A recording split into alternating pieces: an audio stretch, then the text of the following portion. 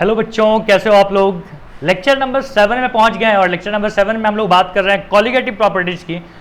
तो मैं आपको याद दिला देता हूं कि देखिए कॉलिगेटिव प्रॉपर्टीज क्या होता है। अगर आप भूल गए हैं तो यहां पे लिख लीजिए colligative properties.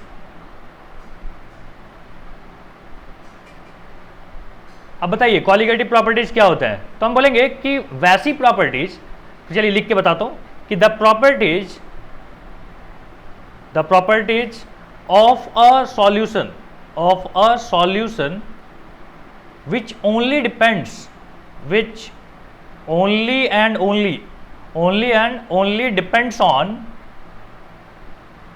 on solute particles, on number of solute particles।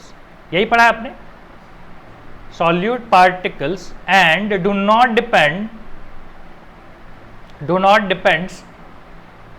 on the nature of solute particle। मतलब क्या हो गया, मतलब हो गया कि केवल नंबर पे डिपेंड करना चाहिए, नेचर पे नहीं कि कौन सा हमने लिया है उससे फर्क नहीं पड़ता है। फर्क पड़ता है कि आपने कितना लिया है, कितना मोल लिया है। अगर हम मोल की बात करते हैं तब भी उसमें नंबर ऑफ सॉल्यूट पार्टिकल्स की बात हो गई। यही चीज को बोलते हैं कॉलिगेटिव प्रॉपर्टी। और देखिए कॉलिगेटिव प्रॉपर्टीज कौन कौन से थे। सबसे पहले आपने पढ़ा था कि relative lowering in vapour pressure, ये तो आप पढ़ चुके हो। उसके बाद आपने सेकंड आपको देखना है जिसका नाम है कि एलिवेशन इन बॉइलिंग पॉइंट, ये हम लोग आज देखेंगे, ठीक है। और तीसरा जो हम लोग को पढ़ना होता है ये है डिप्रेशन इन फ्रीजिंग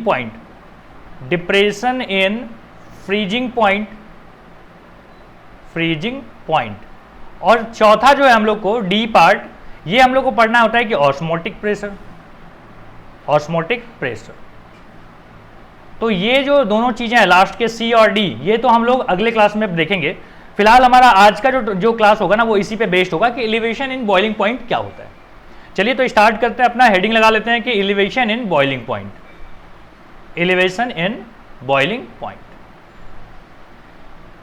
कैसे हो आप लोग, सब मजे में हो। अब हम लोग यहाँ पे बात कर रहे हैं कि हमारे पास है सॉल्यूशन, ये रहा हमारे पास सॉल्यूशन। और सॉल्यूशन के अंदर क्या है हमारे पास,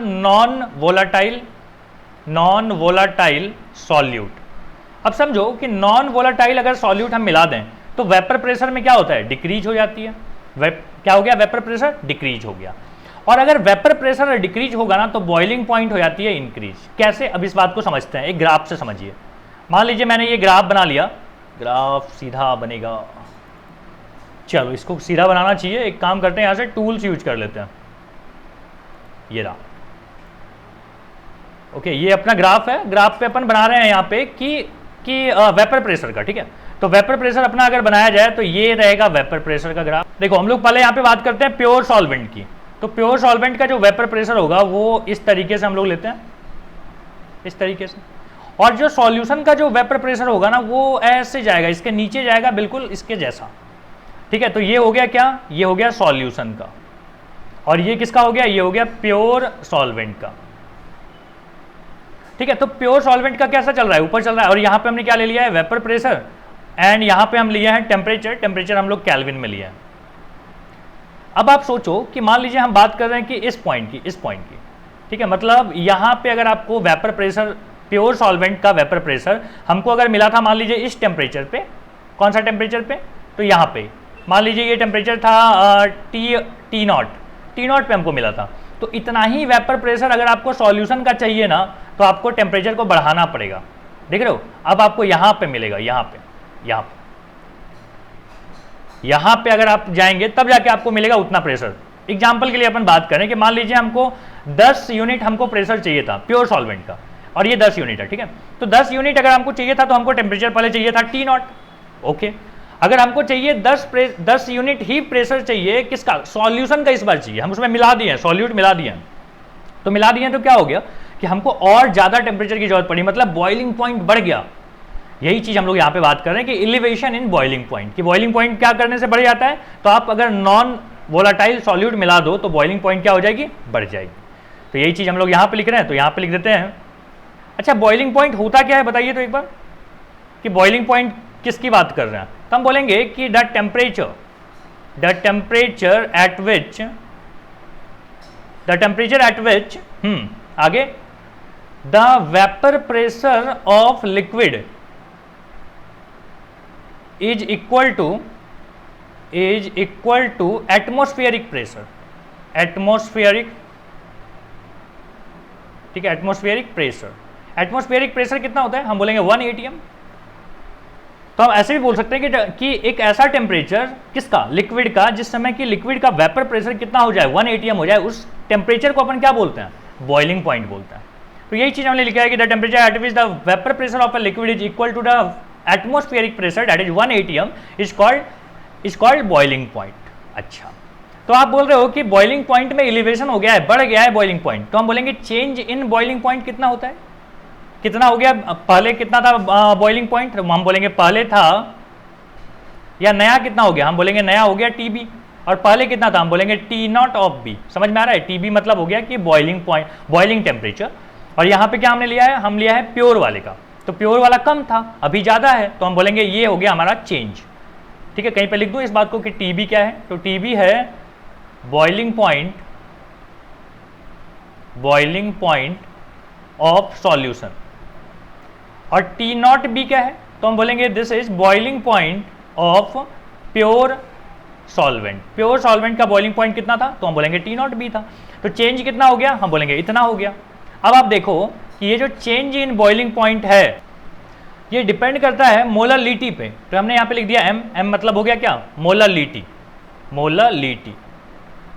अच्छा, मोलरिटी का फॉर्मूला याद है आपको, क्या होता है, तो हम यहाँ पे ऐसे भी लिख सकते हैं कि number of moles of solute divided by क्या बोलेंगे, mass of solvent in kg, यही होता है। तो हम यहाँ पे लिख देते हैं डेल्टा टी। क्लियर है यहाँ तक बात। और डेल्टा टीबी है क्या, कॉलिगेटिव प्रॉपर्टी। क्यों, बताता हूँ आपको। कॉलिगेटिव प्रॉपर्टी क्यों है बताइए, क्योंकि ये डिपेंड करता है नंबर ऑफ मोल्स पे, number of mole of solute पे, इसीलिए तो हम बोल रहे हैं कि ये किस पे है, ये क्या है, एक कॉलिगेटिव प्रॉपर्टी है। अच्छा, अगर यहाँ तक बात समझ में आती है तो क्या हम यहाँ पे प्रोपोर्शनलिटी के साइन को हटा के कांस्टेंट लगा सकते हैं, मतलब delta T B is equal to क्या हो जाएगा, तो हम बोलेंगे K B into M. K B क्या है, तो हम बोलेंगे कि molal elevation constant, molal elevation क्या लिख दिया, एलिवेशन कांस्टेंट। क्या है ये, मोलल एलिवेशन कांस्टेंट, याद रहेगा। ठीक है, इसी चीज को ना हम बोलते हैं, ये जो केबी है इसी चीज को हम बोलते हैं इबुलियोस्कोपिक कांस्टेंट। इबुलियोस्कोपिक कांस्टेंट समझ में आ रहा है, कांस्टेंट। अच्छा, अब क्या फर्क पड़ता है, नाम याद रखिएगा कि मोलल कांस्टेंट होता है, कहीं पे अगर लिखा हुआ दिख गया तो आप समझ जाइएगा कि इसी चीज को हम क्या बोलते हैं, केबी बोलते हैं। और ध्यान रखिएगा कि केबी किस पे डिपेंड करता है, हम बोलेंगे depends on solvent, it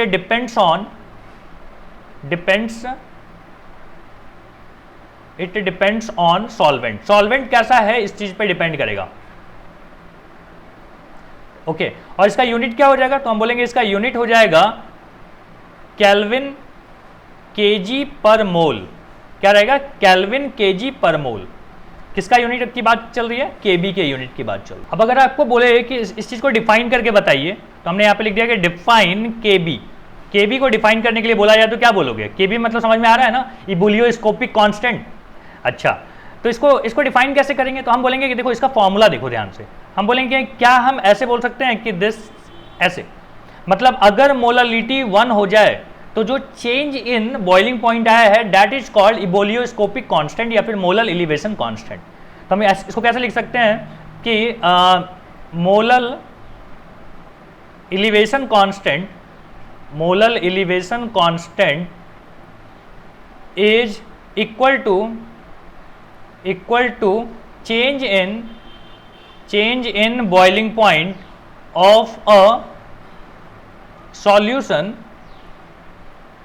when the molality of solute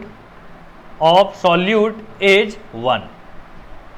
अगर मोलरिटी 1 है सॉल्यूट का एक सॉल्यूशन के अंदर, तो उसका जो चेंज इन इसका बॉइलिंग पॉइंट आया ना, दैट इज इक्वल टू केबी, मतलब मोलल एलिवेशन कांस्टेंट। इसी तरीके से हम इसको डिफाइन कर सकते हैं। अच्छा, ये बात तो समझ में आ गई। चलिए अब हम लोग क्वेश्चन कर लेते हैं। क्वेश्चन नंबर 1, क्वेश्चन नंबर 1 देखिए हमारे पास क्या दिया हुआ है कि 18 ग्राम ग्लूकोज है हमारे पास, is dissolved in 1 kg water, find the boiling point of solution. अच्छा, बॉइलिंग पॉइंट ऑफ सॉल्यूशन चाहिए। आपको याद है फॉर्मूला क्या है?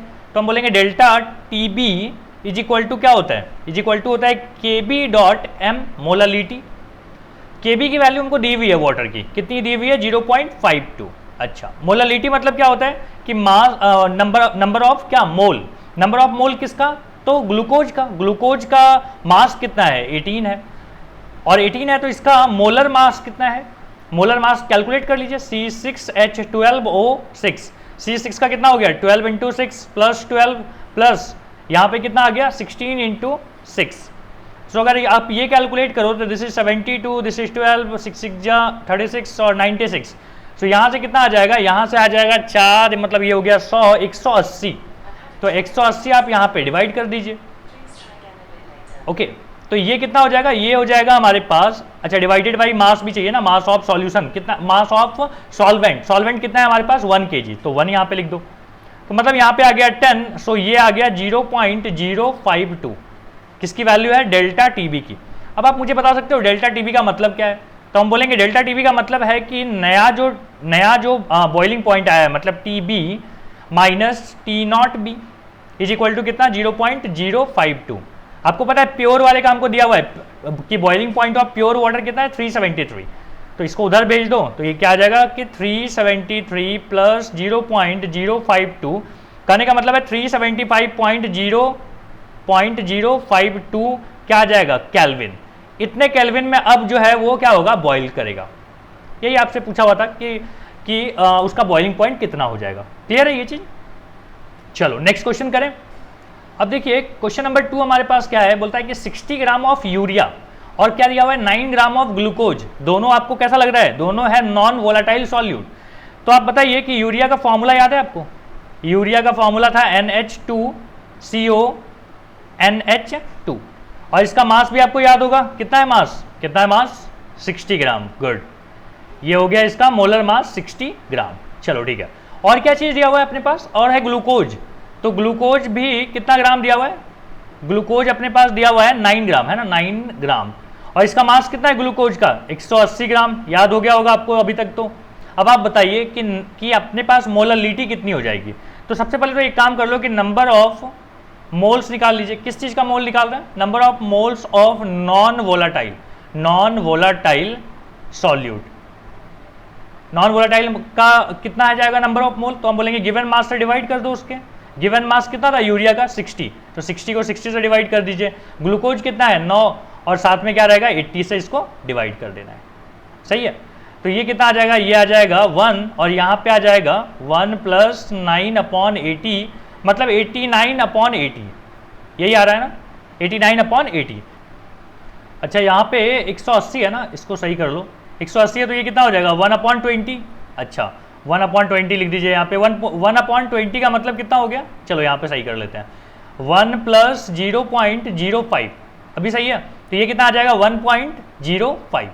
ये क्या आ गया? ये आ गया अपने पास, ये अपने पास आ गया नंबर ऑफ सॉल्यूट पार्टिकल। अच्छा अब आप मुझे बताइए कि मोलालिटी कैसे निकलेगा? तो मोलालिटी इज इक्वल टू होता है कि number of solute particle divided by mass. Mass कितना है? तो 300 डिवाइडेड बाई कितना? तो डिवाइडेड बाई कर लो, इसको 1000 से डिवाइड कर लीजिए क्योंकि वो ग्राम में दिया हुआ था।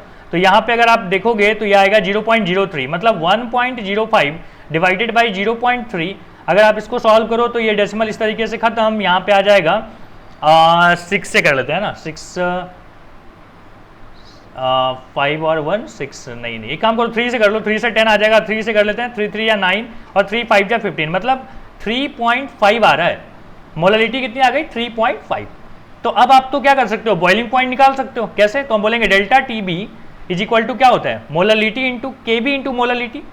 के बी अपने को दिया हुआ है 0.52 और दिस इज 3.5, तो आपको मिल जाएगा change in boiling point. Change in boiling point कितना आ गया? तो हम बोलेंगे यहाँ पे मल्टीप्लाई कर लीजिए, कहाँ पे है 52 और यहाँ पे है 35, 10 25 और 25 और 6 31 और 31 और 1 32, 2 बचा 3 18, यहाँ पे आ जाएगा डेसिमल है मतलब 3 डिजिट 1.820। देख लो इतना केल्विन का क्या है, यहाँ पे फर्क है, चेंज है। तो हमको अगर बॉइलिंग पॉइंट पूछे तो मिल जाएगा हमको डेल्टा टीबी का मतलब क्या होता है, हम बोलेंगे डेल्टा टीबी का मतलब होता है TB minus T not of B, कितना है 1.820। तो यहाँ से अगर आप कैलकुलेट करो तो टी नॉट ऑफ बी हमको पता है कि कितना है 100 डिग्री, तो टीबी कितना हो जाएगा, हम बोलेंगे 101.820 डिग्री सेल्सियस। मतलब नया जो बॉइलिंग पॉइंट आएगा किसका, सॉल्यूशन का, वो कितना होगा 101.820 डिग्री सेल्सियस। क्लियर है ये चीज। आगे बढ़े क्वेश्चन नंबर 3 की तरफ। अब हमारे पास है क्वेश्चन नंबर 3। क्वेश्चन नंबर 3 हम लोग को बोलता है कि in a solution 3.3 gram of non volatile solute, कितना 3.3 ग्राम, मतलब ये गिवन मास है किसका, किसका है ये, नॉन वोलाटाइल सॉल्यूट का। अच्छा, dissolve in 125 gram of benzene, हमारे पास बेंजीन जो है यहाँ पे सॉल्वेंट है और उसकी बॉइलिंग पॉइंट भी दी हुई है कि 80 degree Celsius. The boiling point of solution is 80.66। समझ लो डेल्टा टीबी बेटा अपने को मिल सकता है। डेल्टा टीबी कितना हो जाएगा, हम बोलेंगे पहले इसका जो था ये कितना था, प्योर वाले का 80 था, अब कितना हो गया, तो 80.66 हो गया। मतलब 80.66 में से 80 माइनस कर लीजिए तो क्या मिल जाएगा 0.66। क्या आ गया ये आ गया change in boiling point. If K B for the benzene is given, K B अपने को दिया हुआ है कितना 3.28 केल्विन किलो पर मोल। अच्छा ओके, बोलता है find the molar mass of the non volatile solute. पहले आप मुझे बताइए कि ये फॉर्मूला आप यूज कर सकते हैं, delta TB is equal to होगा केबी इंटू मोलरिटी। केबी की वैल्यू दी हुई है कितना 3.28। ओके लिख दिया हमने ये बात। डेल्टा टीबी कितना दिया हुआ है 0.66, ये अपने कैलकुलेट किया था। और मोलरिटी की वैल्यू तो नहीं दी हुई है, लेकिन एक चीज दिया हुआ है कि उसका खुद का मास। तो आप पहले नंबर ऑफ मोल निकाल लो। नंबर ऑफ मोल कैसे मिलता है, 3 given mass divided by molar mass, और डिवाइडेड बाई क्या करेंगे, चूंकि मोलरिटी निकालनी है तो मास ऑफ सॉल्वेंट, यही होगा mass of solvent. Mass of solvent कितना दिया हुआ है 125 ग्राम, तो इसको केजी में ले आइए इतना। अब आपको यहां से m की वैल्यू निकालनी है। चलो आराम से सॉल्व करते हैं इस चीज को। तो हम बोलेंगे कि एक काम करो, इसको लिख दो 0 पॉइंट ऐसे, ठीक है, ये कट के इतना हो जाएगा। अब ये कहाँ जाएगा देख लो, चलो इसको सॉल्व करते हैं। 3.28 इंटू ये चला जाएगा 3.3 divided by m into 0.125 is equal to 0.66। ठीक है, तो यहाँ पे सॉल्व करते हैं। So molarity is equal to क्या आ जाएगा, मोलरिटी नहीं, इसका मोलर मास, m मतलब यहाँ पे मोलर मास, ये कितना आ गया 3.28 इंटू 3.3 डिवाइडेड बाई, क्या करोगे डिवाइडेड बाई 0.125 इंटू 0.66। ठीक है, यहाँ तक समझ में आ गया। अब सोचो डेसिमल के बाद कितने डिजिट, 3 ऊपर में, तो ये सब खत्म। अब यहाँ पे 2 है तो 2 जीरो लगा दो, चलो ये डेसिमल भी खत्म। 33 से 2 टाइम, 33 से 1 टाइम, ये हो गया कितना 50। 50 है तो 25 से कर लीजिए 2, और 25 से ये हो जाएगा कितना 5। सो अब आपके पास आंसर रेडी है। 8 2 16, 6 बचा 1, 2 2 4 1 5, और 3 2 6 डिवाइडेड बाई 5, मतलब यहाँ पे आ जाएगा 1 और कितना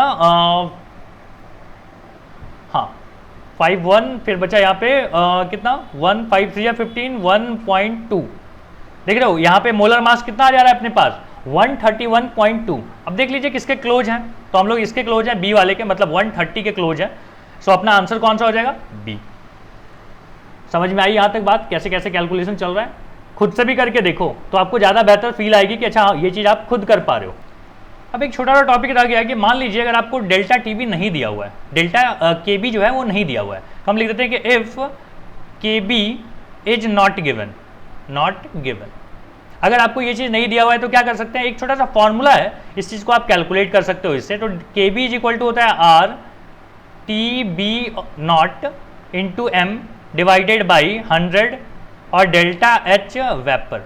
समझाता हूँ, सबका मतलब समझा देता हूँ। देखिए आर का मतलब क्या हो गया, R is equal to 8.314 joule per mole kelvin. समझ में आ रहा है,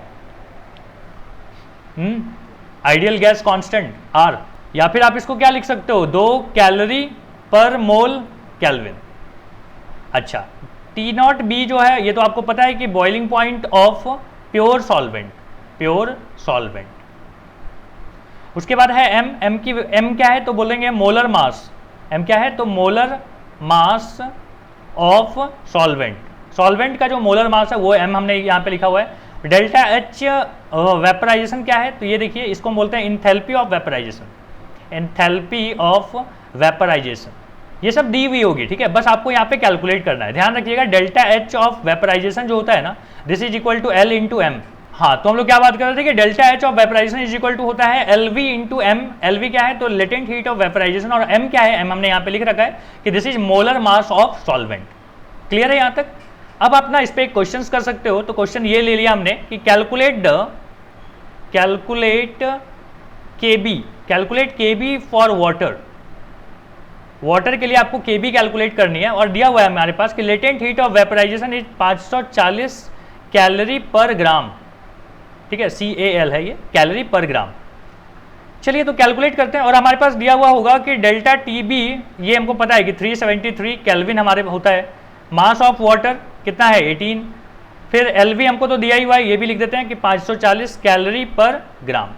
सो डेल्टा H ऑफ वेपराइजेशन आपको मिल सकता है क्या, कितना होगा L इंटू एम, ये कितना है 540, और मास किस में दिया हुआ है, मास अपने को दिया हुआ है कितना 18, मास कितना है 18, तो ये आप मल्टीप्लाई बाद में करेंगे। चलो यहाँ पे कैलकुलेशन करते हैं बाकी चीज़ों का। तो हमको बोलता है कि KB आपको कैलकुलेट करनी है, तो चलिए KB इज इक्वल टू क्या हो जाएगा, तो हम बोलेंगे R की वैल्यू कैलोरी में लेंगे तो 2 आ जाएगा, ये कितना है 373, यहाँ पे क्या लेंगे हम लोग M कितना है 18 डिवाइडेड बाई ये कितना हो गया 1000 जैसा लिखा हुआ था, और डेल्टा एच ऑफ वेपराइजेशन कितना हो गया 540 इंटू 18, ये दोनों यहाँ से कैंसिल। ये अब यहाँ पे कैलकुलेट आपको करना पड़ेगा, दिस इज 270, दिस इज 270, यहाँ से आप अगर कैलकुलेशन कर लो तो यहाँ पे आपको ये वैल्यू KB की वैल्यू मिल जाएगी, जो कि कितनी होगी, तो इसका आंसर अगर आप कैलकुलेट करो तो 0.52 kg पर मोल, याद भी हो गया होगा आपको, वाटर का है ये, ठीक है। तो इस तरीके से आपको कैलकुलेशन करनी है, और मोस्ट ऑफ द टाइम ना ये KB की वैल्यू दी रहती है, आपको ये लंबा चौड़ा फॉर्मूला यूज नहीं करना पड़ता है, बट अगर मान लो नहीं दिया है तो आपको तो ये चीज़ करना पड़ेगा। तो इसी के साथ ये लेक्चर हमारा यहाँ पे कंप्लीट होता है, अगले लेक्चर में मिलेंगे और हम लोग वहाँ पे डिस्कस करेंगे अपनी नेक्स्ट कॉलिगेटिव प्रॉपर्टी।